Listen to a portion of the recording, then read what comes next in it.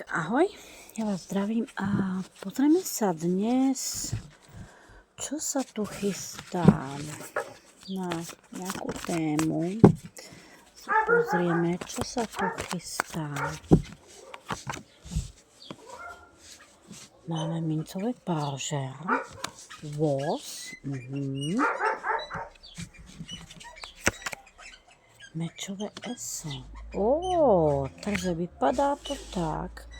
Čo sa tu chystá? Máme tu mincové páže. Niekto niečo premýšľa o nejakej ponuke, že by niečo mohol dať. Ako keby je už pripravený tu vykročiť a ide ísť vpred. Dobre. Je tu voz, to znamená, že už je v pohybu. Niekto už veľmi rýchlo sa chce odhodlať a ísť pred mesové eso. Tu už má pevne v rukách to, čo chce dať. Niekto. Poďme sa pozrieť, kto to je. Kto nám chce dať tú ponuku. Pozrieme sa. Zaujímavé. Štvorka minci. Je to viac menej mužská energia, ktorá má niečo, ale nevie, či to bude vhodné. Je tu nejaká mužská energia, mečové páža, premýšľa, ešte jednu si dohodím, trojka palíc. No, každopádne, je to mužská energia, ktorá chce niečo ponúknuť, niečo dať. Ale trošku ešte váha, má to také obavy, že či to, čo ponúkne, či to bude dobrý nápad. Trojka palíc. Znamená, že jednu palicu má, a na tie dve čaká, na tie dve ostatné čaká. To vyhodíme si, pozrieme sa, čo to znamená teda tento výklad. Čo to znamená? Vyskočili mi dve karty. Veľkňaz a osmička holí. Tu niečo veľmi, tu je to nejakým chráneným, hej. Tu je to naozaj rozhodovanie, že naozaj, či dobre urobím, či neurobím nejakú chybu, alebo niečo, čo nebudem toho ľutovať. Je tu veľká rýchlosť naraz. Nechce sa veľmi urýchliť, ale zároveň je aj nedočkavý ten muž. Ešte si dohodím. Deviatka holí, deviatka palíc. Ako keby on má plnú hlavu toho starosti. Ako to urobím? Nebudem sa ponáhľať veľmi rýchlo, aby som niečo neuspechal, neurýchlil. Trošku sa aj hanbím a trošku mám aj strach, také obavy. Pozrieme sa, ako sa to ďalej vyvinie. Ako sa táto situácia vyvinie. Máme tu trojka mečov. Je tu ako keby zranenie. Ako sa to vyvinie? Viac menej. Ja sa ešte doložím túto kartu.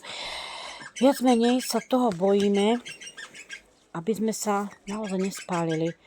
Niekomu vlastne tou ponukou, ako keby sme aj ublížili.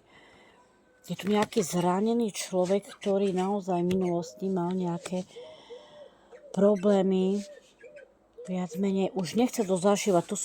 Tu sú také zranenia. Žonglujeme medzi tým alebo tým. Koľko razy nespíme, sme do rána hore a naozaj premýšľame, bože, mám to urobiť, osmička pohárov, ešte niečo mi tam chýba, ešte je to také neúplné, hej.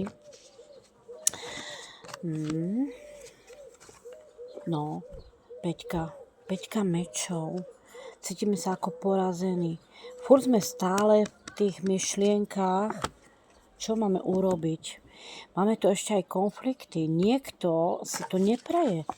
Pozor na to, sú tu aj neprajníci, ľudia, ktorí zvonka vám nebude prijať to, čo máte.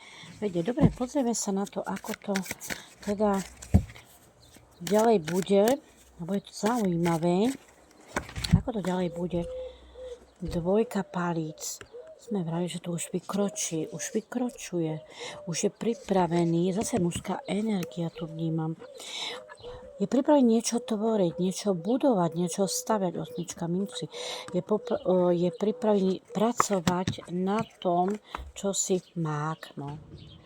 Čo si vlastne predstavoval. Ale momentálne má tu dosť problémov a uvedomuje sa, že tá druhá strana tiež možno potrebuje pomôcť a nechce, no to vravím, nechce práve, že aby nebolo pomoženo. Je to súd, rozhodovanie, palicový král. On to zoberie pevne do rúk. On to naozaj, lebo tu zase máme samé palice. Hej, není si istý, ale potom je to taká transformácia toho kráľa vlastne, kde on sa už naozaj rozhodne ukončiť to trápenie, je to pokušenie naozaj, ale je to pokušenie ohľadne minulosti. On si niečo pripomína ohľadne minulosti, je to pokušenie, je tu zrušenie, ja by som povedala, že naozaj ten palicový král môže vypadať aj príťažlivo. Áno, že má sexapil, že nemusí byť taký nudný. Má také vzrušujúce energie. A tuto zase sedmička mečov. Kalichový kráľ, sedmička mečov. Keď ja odídem, tak čo sa stane? Hej, dúfam, že tá minulosť už nepôjde za mnou. A naopak, on sa zmení na kalichového kráľa. To znamená, že už tie vlny má už za sebou. Tie búrky a viac menej vidíme, ako to už sedí s obidvoma pohár a sviecu tam má žezlo. Zaujímavé, takže no a je tu kráľovná Kalichová, ako som vravela. Je to tá žena, na ktorú on stále myslí. A ona má tiež ten pohár, tiež mu chce ponúknuť niečo, čo on vlastne chce naplniť. Lebo tu má on prázdny pohár a ona mu to chce dať plné, vidíte? Ona mu to chce ponúknuť a pozrite sa. Osmička pohárov, radosť, stretnutie. Je tu stretnutie, trojka pohárov vlastne. Je tu stretnutie. Je tu komunikácia nejaká. Niečo sa tu bude riešiť. Niečo spolu budete riešiť. Tak som zvedavá, dajte mi vedieť. Čau, čau.